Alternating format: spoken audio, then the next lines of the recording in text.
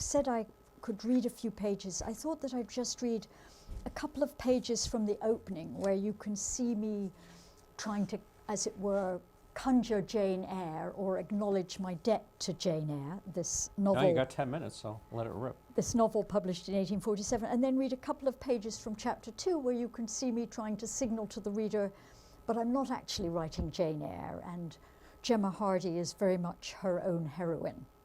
Okay. We did not go for a walk on the first day of the year. The Christmas snow had melted and rain had been falling since dawn, darkening the shrubbery and muddying the grass. But that would not have stopped my aunt from dispatching us. She believed in the benefits of fresh air for children in all weather.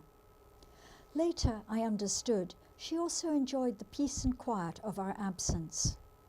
No, the cause of our not walking was my cousin, Will, who claimed his cold was too severe to leave the sitting-room sofa, but not so bad that he couldn't play cards.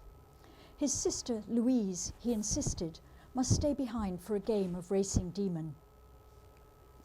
I overheard these negotiations from the corridor, where I loitered, holding my aunt's black shoes, freshly polished, one in each hand. In that case, said my aunt, Veronica and Gemma can walk to the farm to collect the eggs. Oh, must I, Mum? Said Veronica. She's such a... The door to my uncle's study was only a few feet away across the corridor. Hastily, I opened it, stepped inside, and shut out whatever came next.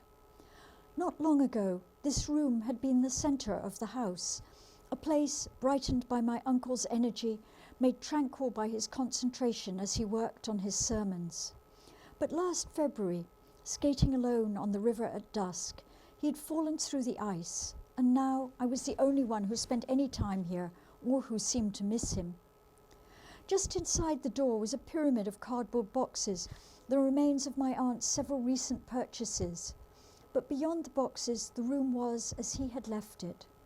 His pen still lay on the desk beside the sermon he'd been preparing. At the top of the page he had written, Sunday, 16th February, Anno Domini 1958. No man is an island. Setting the shoes on the floor and trying not to imagine how Veronica had finished her sentence, such a copycat, such a moron, I read over my uncle's opening paragraph. We each begin as an island, but we soon build bridges. Even the most solitary person has, perhaps without knowing it, a causeway, a cable, a line of stepping stones connecting him or her to others, allowing for the possibility of communication and affection. As I read the familiar phrases, I pictured myself as a small verdant island in a grey sea. When the tide went out, a line of rocks surfaced, joining me to another island, or the mainland. The image bore no relation to my present life. Neither my aunt nor my cousins wanted any connection with me. But I cherished the hope that one day my uncle's words would prove true. Someone would appear at the other end of the causeway. I stepped over to the bookcase and pulled down one of my favourite books, Birds of the World. Each page showed a bird in its natural habitat, a puffin with its fat, gaudy beak peering out of a burrow, a lyrebird spreading its tail beneath a leafy tree, accompanied by a description. Usually I read curled in the armchair beside the fire, conjuring an imaginary warmth from the cold embers. But today, not wanting to reveal my presence by turning on the light, I settled myself on the window seat. Pulling the heavy green curtain around me, I flew away into the pictures. And people who know Jane Eyre will know that the novel begins with Jane saying something like, we could not go for a walk that day, and reading her beloved book and then being discovered in her reading. But I'm not writing Jane Eyre, and so in chapter 2 tells a somewhat different story, and I'll just read you the first couple of pages, if I may. The story of my parents was, according to my uncle, a tale of heroism and true love, to my aunt an example of stupidity and stubbornness. They had met in 1943 when my mother, Agnes, a wren, was posted to Iceland, and my father, a man who had grown up in the shadow of glaciers and geysers, was working on the new docks in Reykjavik. After only 4 months, Agnes had returned to Scotland, but they had kept faith, sent letters, and made romantic arrangements that involved looking at the North Star.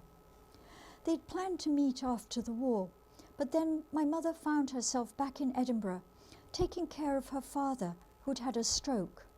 My uncle described the tall stern house near the Botanical Gardens and their small stern parents.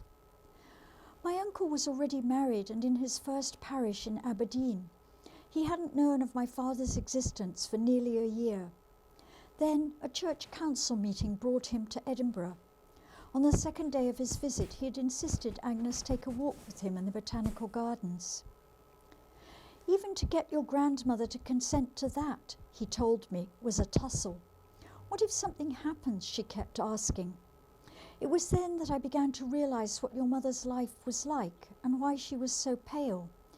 The only time she left the house was to do the shopping or fetch the doctor or go to church. It was May and the azaleas were in full bloom. Agnes kept going from bush to bush, smelling the flowers, exclaiming. My uncle and I were walking too, along the track that led to the footbridge over the river.